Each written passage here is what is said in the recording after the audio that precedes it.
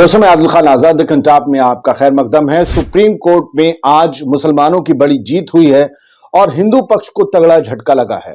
Supreme court ने मथुरा के श्री कृष्ण जन्मभूमि शाही ईदगाह मस्जिद विवाद के मामले में एक बड़ा फैसला सुनाते हुए शाही ईदगाह मस्जिद का सर्वे करने के लिए कोर्ट कमिश्नर नियुक्त करने के इलाहाबाद हाई कोर्ट के आदेश पर रोक लगा दी है।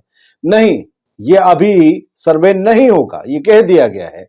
हालांकि कोर्ट ने यह जरूर कहा है कि अदालत में इस मामले की सुनवाई जारी रह सकती है, यानी हाईकोर्ट में इस मामले की सुनवाई तो जारी रहेगी, लेकिन सर्वे अभी नहीं होगा। कमिश्नर भले तय कर दिए और हाईकोर्ट ने। सुप्रीम कोर्ट में आज इस मामले की सुनवाई जस्टिस संजीव खन्ना और जस्टिस दीपांकर दत्ता की बेंच ने की।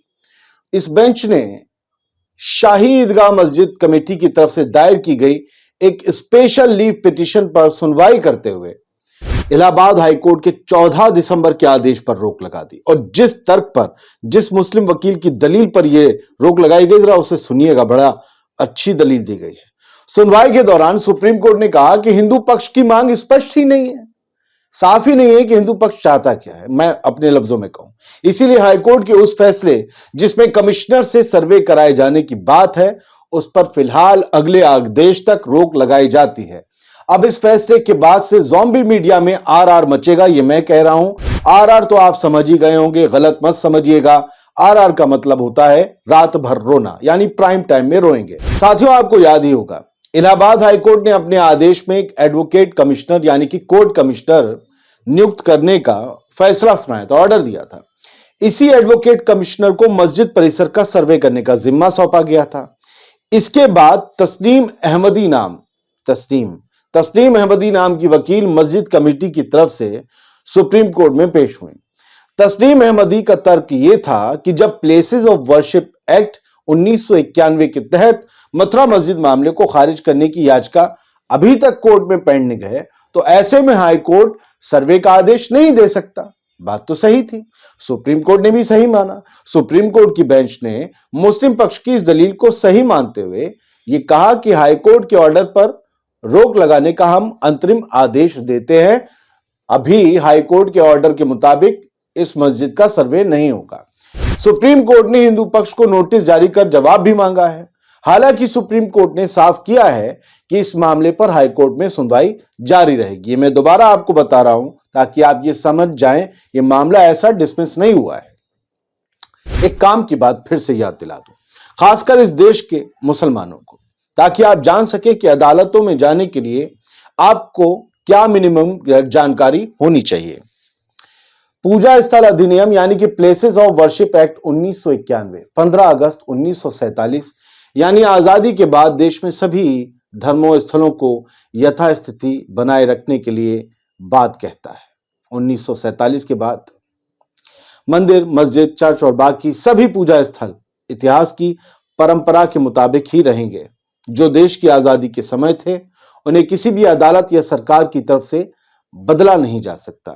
यानी मस्जिदें मस्जिदें ही रहेंगी और मंदिर मंदिर ही रहेंगे।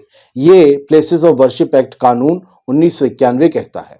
कानून के हिसाब से कोई भी फन्ने खां, कोई भी तुर्रम खां इसमें बदलाव नहीं कर सकते हैं। इस कानून को पीवी नरसिम्हा राव की सरकार ने बनाया था। उस वक्त राम मंदिर आंदोलन अपने उरूज पर था, उबाल था देश में। इसे लेकर सांप्रदायिक माहौल पूरे भारत में था, नॉर्थ से साउथ तक। उस वक्त बाबरी मस्जिद को गिराने का माहौल था।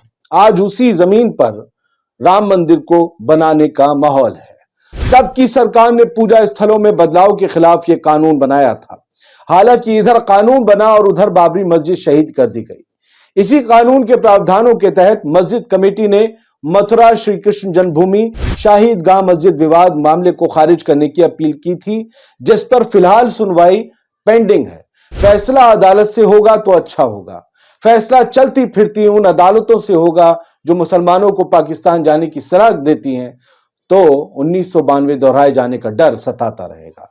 क्योंकि ऐसे लोगों पर नकेल कसपाना मुश्किल है, क्योंकि नकेल कसपाने की ना तो इरादा दिखता है ना हिम्मत। खैर, कुछ हेडलाइंस पर नजर डालते हैं। दैनिक भास्कर की हेडलाइन है, श्री कृष्ण जन्मभूमि शाही ईदगाह सर्वे पर रोक। सुप्रीम कोर्ट ने कहा हिंदू पक्ष की मांग स्पष्ट नहीं। हाईकोर्ट ने सर्वे का दिया था आदेश।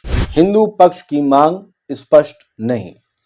एबीपी न्यूज, उनका पूरा सम्मान है भाई, उनकी मांग है, उनका ठीक है, कोर्ट में फैसला हार जीत का होगा, लेकिन जैसी न्यूज है वैसे बता रहे हैं।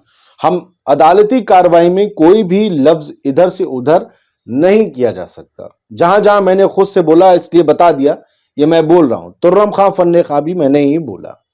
अदालत के किसी भी फैसले में एक लफ्ज की भी तरमीम नहीं की जा सकती। एबीपी न्यूज की हेडलाइन कहती है कि मथुरा शाही ईदगाह के सर्वे पर सुप्रीम कोर्ट की रोक, हाईकोर्ट से मस्जिद पक्ष की याचिका सुनने को कहा। ठीक है, मथुरा में शाही ईदगाह मस्जिद के सर्वे पर सुप्रीम कोर्ट ने लगाई रोक, हाईकोर्ट का फैसला खारिज, हिंदुस्तान ने कहा। मैं हेडलाइंस इसलिए बता रहा हूं, कई और पहलू जो मैं आपको ना समझा पाया हूं, उस पहलू के हिसाब से भी आप खबर को समझ लीजिए। आखिर में आज तक की हेडलाइन देख लीजिए, मथुरा शाही ईदगाह का सर्वे नहीं होगा, हिंदू पक्ष को झटका, एससी ने यानी सुप्रीम कोर्ट ने हाई कोर्ट के आदेश पर रोक लगाई। मुझे पता नहीं है कि ये लोअर कोर्ट्स और हाई कोर्ट्स के आदेश जाकर सुप्रीम कोर्ट में कैसे गिर जाते हैं। वो लोग भी पूरा सोच समझ के आदेश देते होंगे। अब माननीय कोर्ट है, चाहे लोअर कोर्ट हो, चाहे हाई कोर्ट हो, चाहे सुप्रीम कोर्ट हो, हम तो सबका अदब करते हैं, सबके फैसले का अदब करते हैं, कोर्ट के मामले में बोलना भी नहीं चाहिए।